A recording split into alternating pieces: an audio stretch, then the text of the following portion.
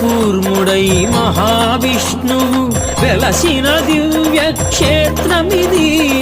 సృష్టి చేయగా బ్రహ్మదేవుడు ఎంచిన పుణ్యస్థలము ఇది. అంతర్వేదిక సృష్టికి వేదిక,